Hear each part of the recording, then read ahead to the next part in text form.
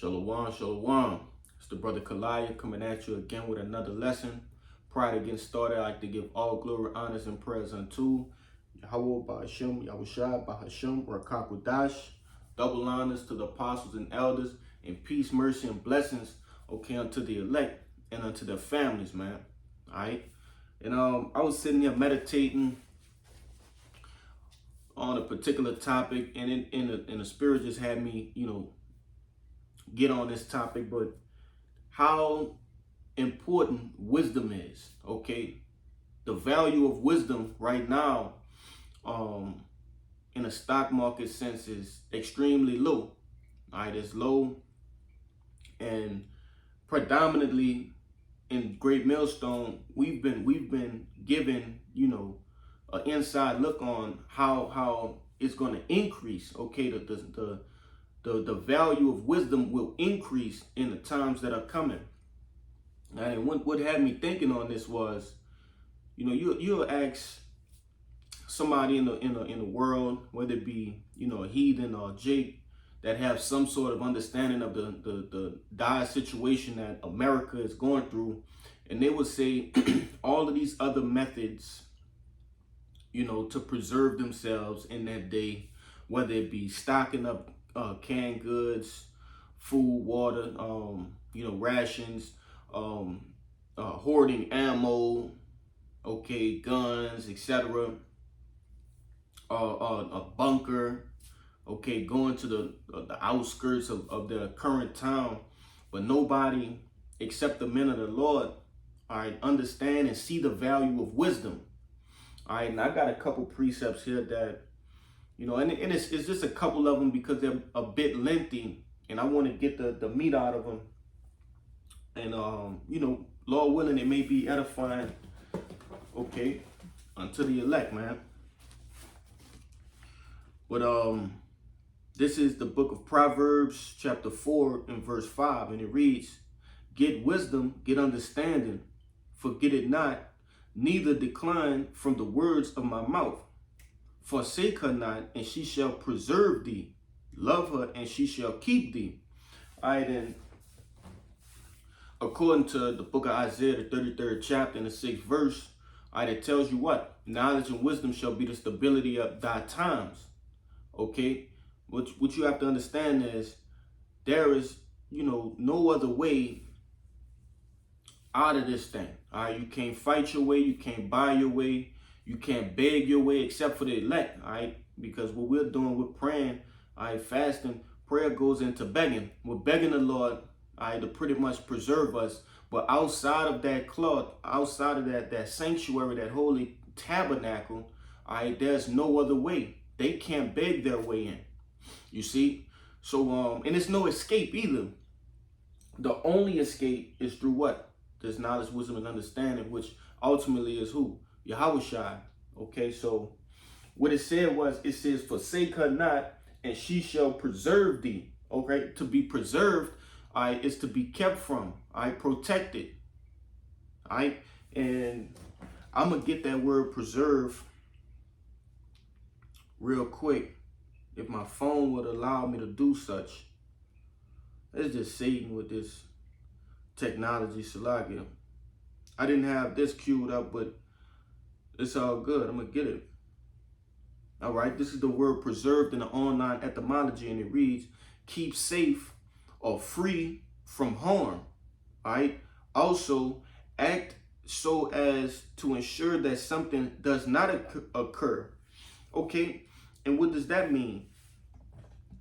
All right, the Lord is going to make sure what? That certain men, okay, a particular number will not see what?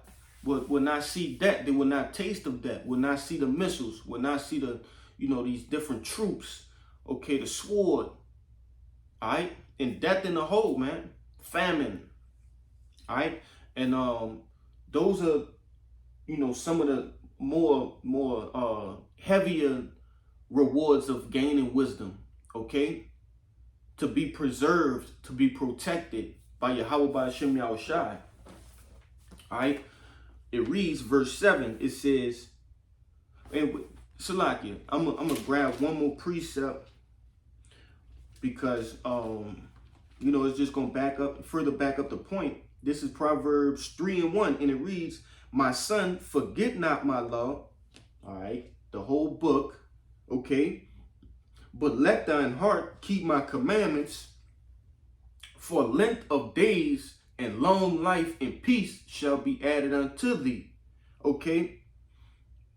And if you jump down to verse 16, it reads, 15, it says, "She is more precious," and that she is talking about wisdom. All right. Sophia. Okay. It says, "She is more precious than rubies, and all things thou canst desire are not to be compared unto her. Length of days is in her right hand, and in her left hand riches and honor." And that's another precept that I didn't have you know, queued up, but nevertheless it further supports, okay, the topic of this video. All right, it said that she is more precious than rubies. All right, so we have a non-tangible, something that you can't physically touch.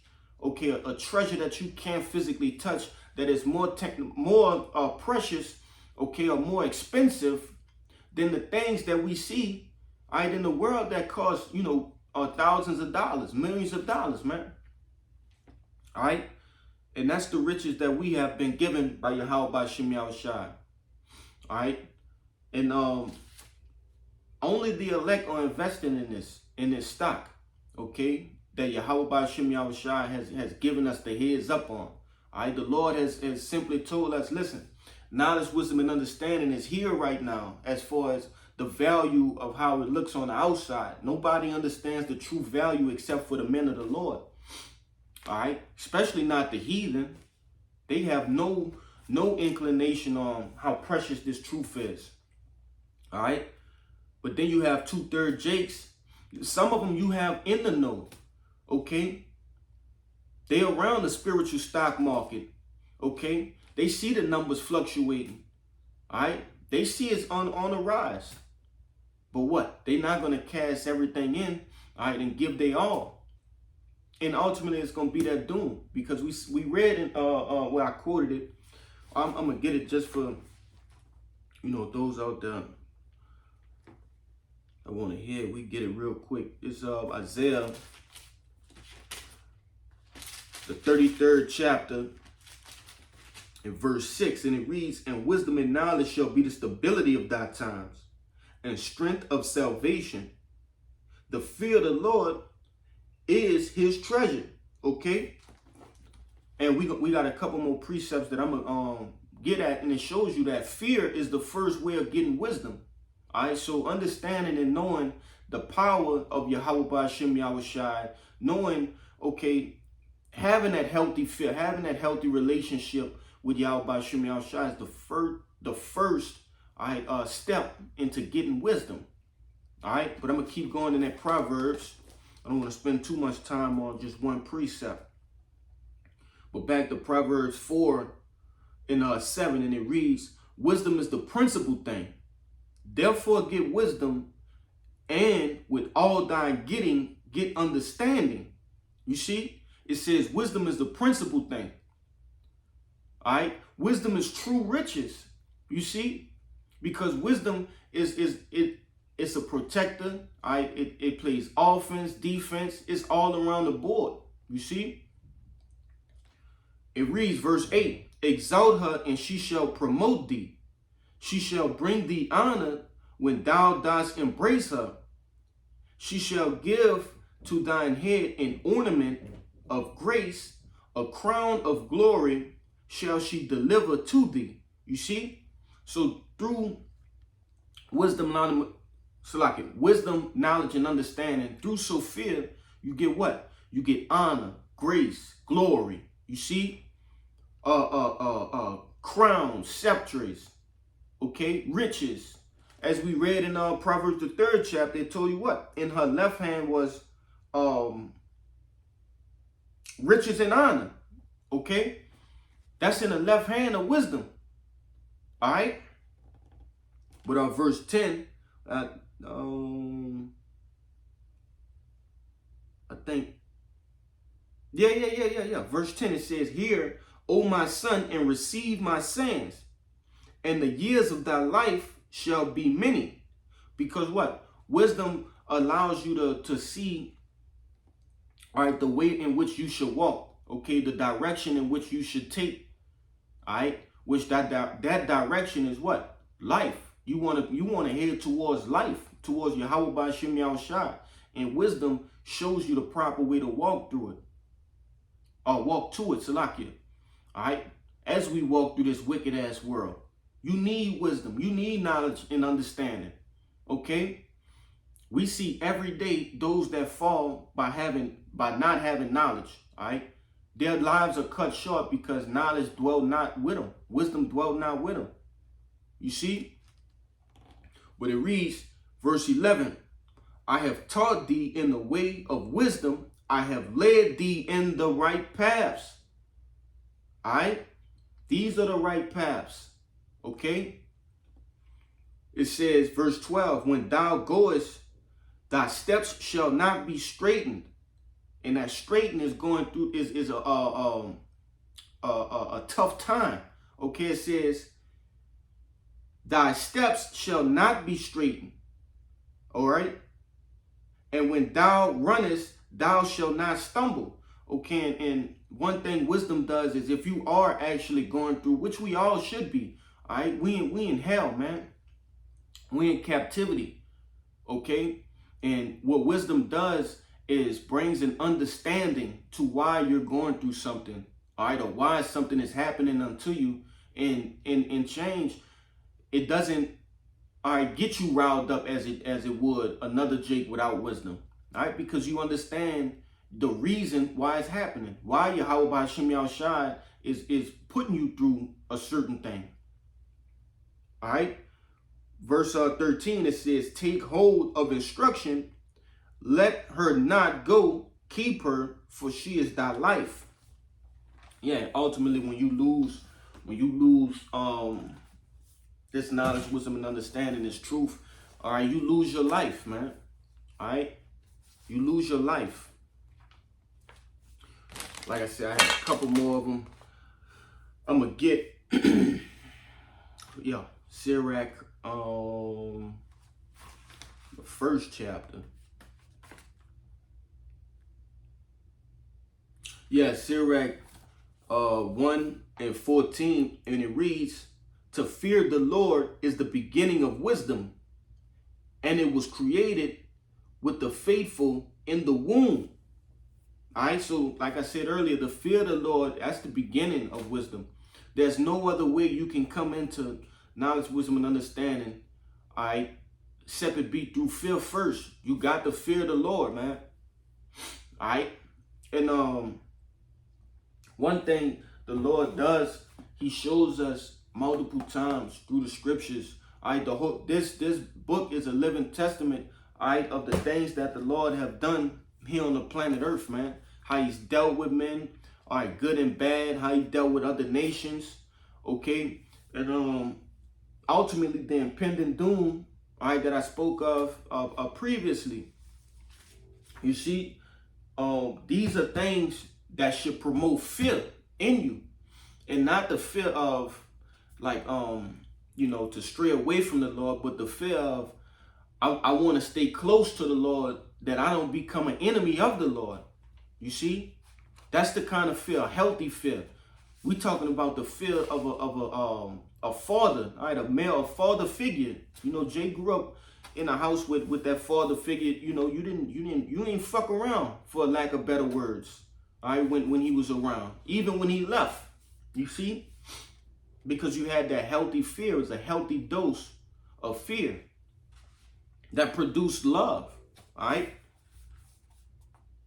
It's verse 15 says, "She hath built an everlasting foundation with men, and she shall continue with their seed." And that's how we getting it right now. That's how we getting this knowledge, wisdom, and understanding right now. And of course, by the mercy, all right, the multitudes of mercy that the Lord has given us, man. All right. It reads, verse 16, "To fear the Lord is fullness of wisdom, and filleth men with their fruits, with her fruits. Salakia. I says the fear of the Lord is the fullness of wisdom, because what happens when, and basically that fear, you following the law, statutes, and commandments ultimately, okay? Because once you follow the law, statutes, and commandments, everything else, you're doing everything else. You being loving to thy neighbor, all right? You love thy neighbor. You reverence your mother and your father. All right, you're not murdering, okay? And it's more than just the 10 commandments, but I'm just using those as an example. All right, when you following after the law, statutes, and commandments, all of these other things, they come naturally. These are things that are just you're doing them naturally. There's no other word to say it, but nevertheless, it says the fear of the Lord is the fullness of wisdom, and you get rewards for that. You see, the Lord will bless you with, if some jakes and I'm not talking about right in this particular moment, because it's not wise to be looking to settle down and marry at this point in time. But just in general, the Lord will bless you with a help, all right, with a rib. You see, he'll bless you with, all right, here go an extra little couple of ducats, okay, for to help balance out your situation. All right, and it is a plethora of other ways, man, that the Lord can reward you for doing right, man. You see, and it's gonna tell you that right here, verse 17. It says, she filleth all their house with things desirable, and garners with her increase. You see, and ultimately the increase is just becoming more wise and becoming more smarter, because with that, all right, everything else gonna follow, man. All right, everything else is gonna follow. Verse 18, it reads, the fear of the Lord is a crown of wisdom, making peace and perfect health to flourish. See, it says making peace and perfect health, all right, to be healthy, all right. That's a whole nother reward that I ain't even think about. You see, it says making peace and perfect health to flourish, both which are the gifts of Yahweh, and it enlargeth their rejoicing that love him. Wisdom raineth down skill and knowledge of understanding, and exalted them to honor that hold her fast. You see, it says wisdom raineth down skill. Okay, so in the best example in my what I believe is how you see the elders and apostles willing and dealing with these different words, the scriptures, and I'm talking about just like that. Okay, man, that's skill, man. That the Lord bestowed a beautiful skill, and I pray that the Lord increase me, that I may be able to will and deal according to my measure, the fullness of my measure. All right, but it reads, the root of wisdom is to fear the Lord, and the branches thereof are long life. The fear of the Lord driveth away sins. You see, it says the root of wisdom. So the base, the foundation, the ground floor, of wisdom is fear. Okay, to fear the Lord. All right, like I said, it's no other way, to worship the Lord. You can't worship the Lord no other way but first through what? Through fear. All right. It reads, the fear of the Lord driveth away sins, and where it is present, it turneth away wrath. Okay, so having that knowledge, wisdom, and understanding, you doing what? You staying close unto the Lord, so the wrath of the Lord won't get on you. All right, and that's ultimately what we are